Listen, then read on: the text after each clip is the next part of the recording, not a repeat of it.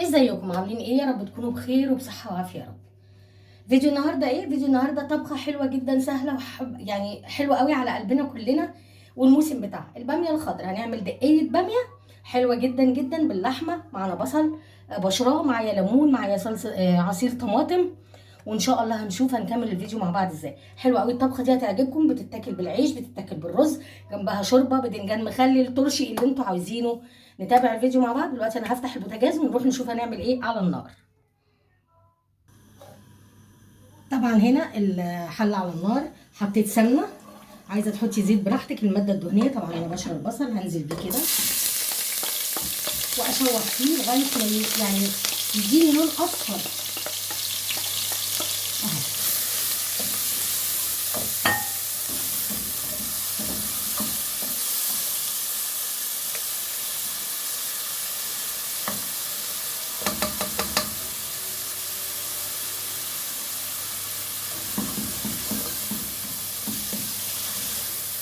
افضل اشوح كده لما يديني اللون اللي انا عايزاه.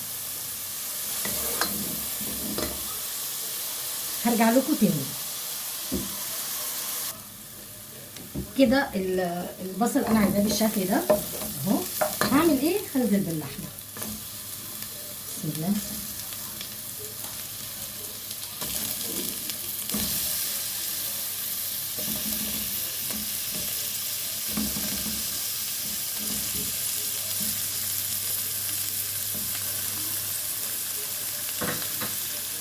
طبعا اقلب البصل مع اللحمه عشان هي كمان تاخد لون.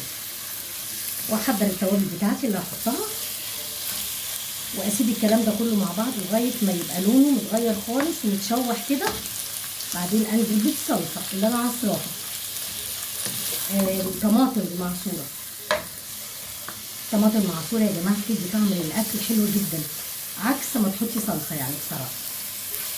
في ناس حابه تحط صلصه، طبعا دي اذواق، بس الطماطم لما بتتسبك بتبقى طعمها حلو جدا. انا هجيب التوابل. اول حاجه رشه فلفل اسود حلوه كده جميله، رشه بهارات،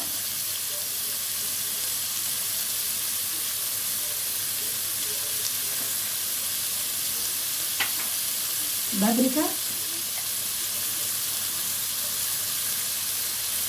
وشطه بس. ملح مش دلوقتي، انا بحبها مشطشطه عشان بنحط عليها ليمون، ولو ناقصه شطه بنحط كمان في طبق اللي احنا بناكل فيه.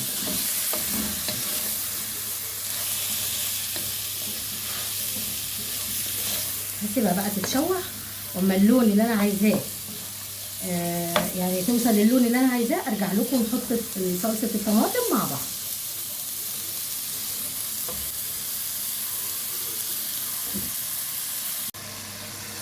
كده خلاص هنزل بالطماطم. بسم الله. واقلب واسيبها بقى اللحمه تستوي وتتسبك. طبعا اللحمه صغيره فمش هتاخد وقت، واسيبها تتسبك مع الطماطم.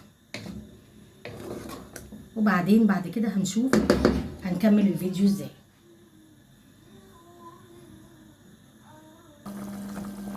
كده خلاص هي بتتسبك واللحمه استوت. اعمل ايه المرحله دي؟ انزل بالباميه. الباميه دي مش بتاعت السنه اللي فاتت، دي بتاعت السنه دي. انا جبتها وفرستها عشان تبقى سهله عليا. في نفس الوقت بقى اعمل ايه؟ حلوه قوي التركه دي. لسه ما قفلتش الحله واروح نازله بالثوم الني، معلقه حلوه كده اهو، واغطي واسيبها الباميه تستوي.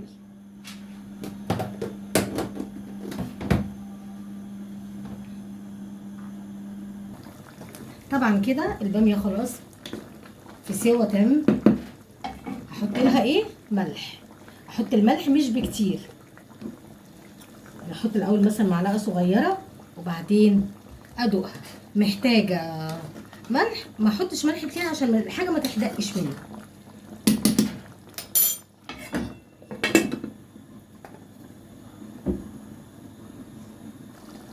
كده الباميه استوت. طبعا هطفي عليها واعمل ايه؟ خلاص انا هطفي على الباميه، اروح نازله ب3 ليمونات واغطي، وانا بغرف اقلب. طبعا انا ظبطت الملح، ظبطت كل حاجه، وعصر الليمون ده بس انا اسيبها تهدى وبعدين نغرفها مع بعض. هنجيب بقى الباميه نغرفها هنا.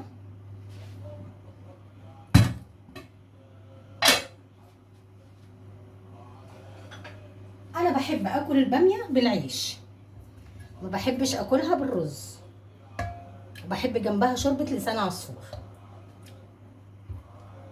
ريحتها تحفه يا جماعه، جربوا الوصفه بالشكل ده هتعجبكم جدا، بتدي للباميه طعم حلو قوي.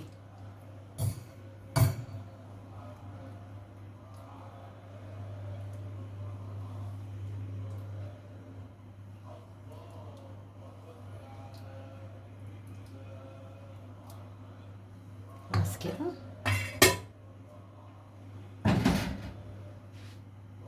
عملت معاكم الباميه الخضراء، دقيه حلوه قوي، فظيعه، طعمها جميل.